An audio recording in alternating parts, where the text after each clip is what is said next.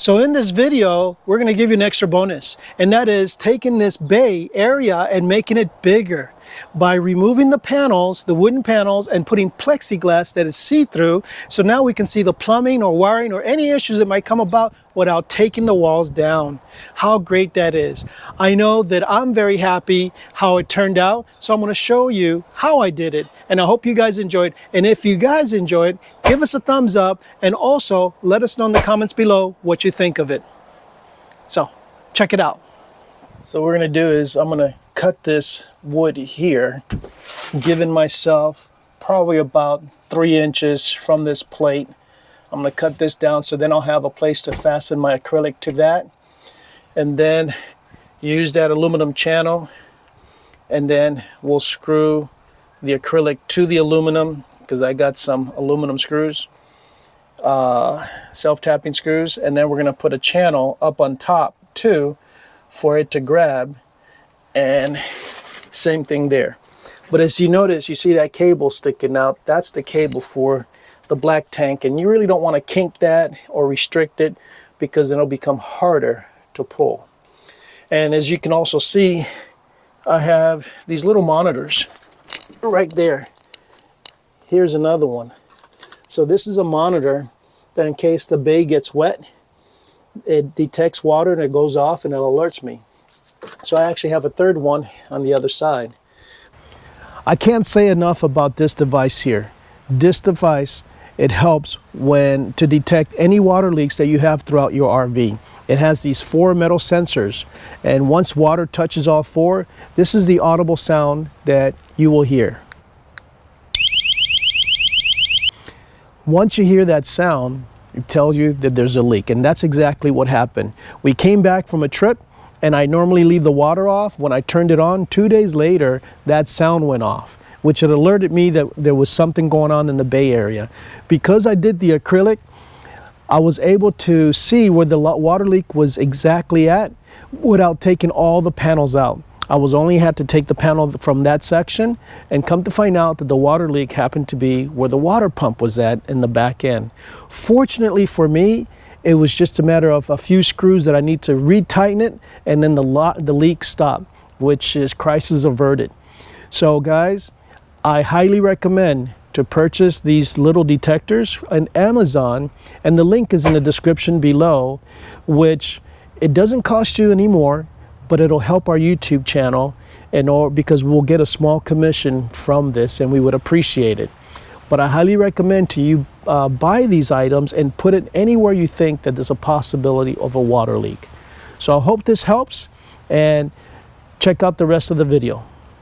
But by doing this modification with the acrylic, it gives me a peace of mind, so I don't have to tear everything out and just take a glimpse of what's going on the other side of the wall without taking the wall down. So might be something that some of you guys might be interested in. The thing too is that it'll be a little bit less weight, being that's acrylic, and plus it'll give me more room for storage, which that's a plus. So I'll take you through some of the steps that I'm doing. So this wall here has some screws along the edge, and it's just a matter of taking those screws out. So for example, I went ahead and changed them and put wood screws on there than what it had before, so I'm familiar with what's there. So I'll take that out and take that one out, and let's see here, and I'm going to put it up here so I won't lose them. And the same thing is true right here. You can probably see there's a screw right there,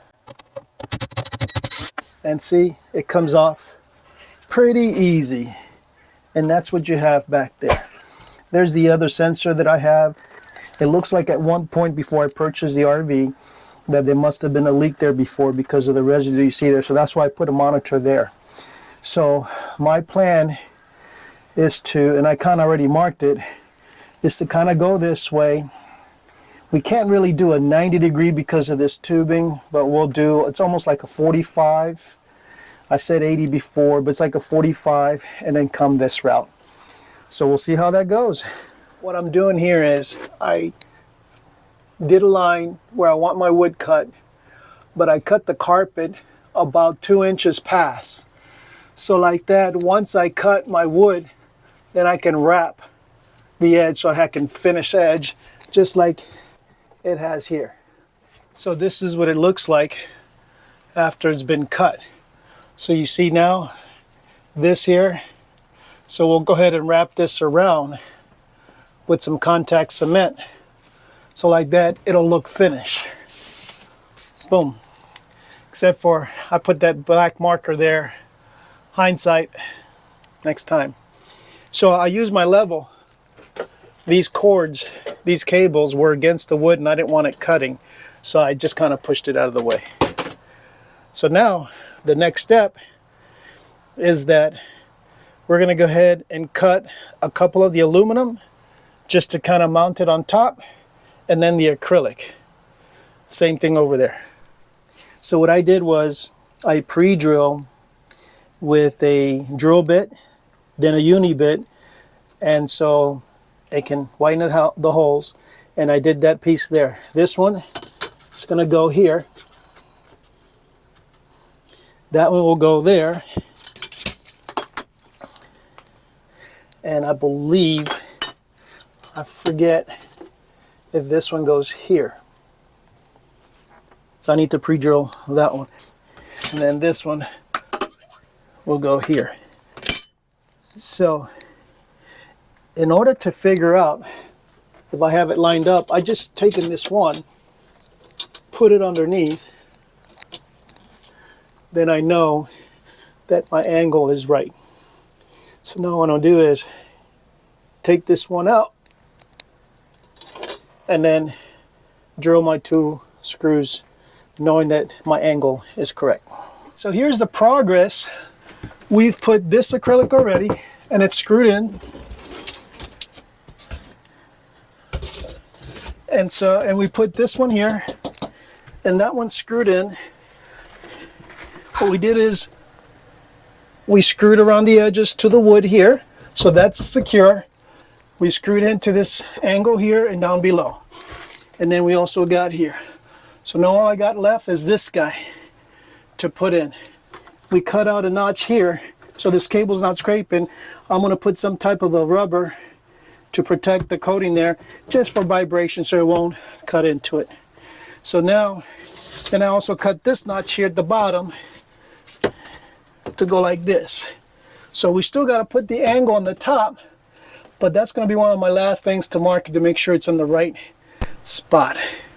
So far looking good. So this acrylic, it's like 3/16 inch thick, and it's because that's what I had left over in my shop. This guy here, it's about 1/4 inch or 5/16, a little bit more solid than this guy. So, which is good. But man, now I can see all my tubing, gives me more space, but we'll see it once I'm done, show you the overall picture. It's all done. Acrylic here, acrylic there, and there. Look how much more room. Before, the wall came to here, and then it crossed over this way.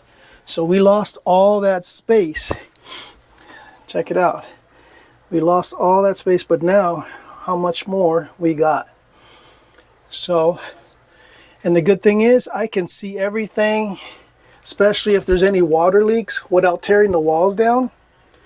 And we're going to be changing that fitting right there. And what's nice is I just got to take this one panel out, and that's it. Hope you guys enjoy it. Leave in the comments below to see if it's something that you guys would be interested in doing. Again, some of these plexiglass you can get it on Home Depot. I did get it at a specialty store because the previous business I used to do, I would handle a lot of these plexiglass, and I had leftovers.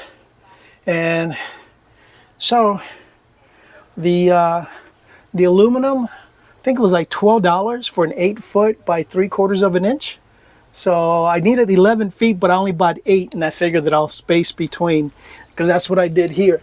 Instead of getting 8 inches, I just did 3 inches and at the end, because we really didn't need the whole thing there. But I sure could have used I sure could have used another piece to go longer, so I am going to put a protective, something that'll protect here, so this glass won't cut into this tube.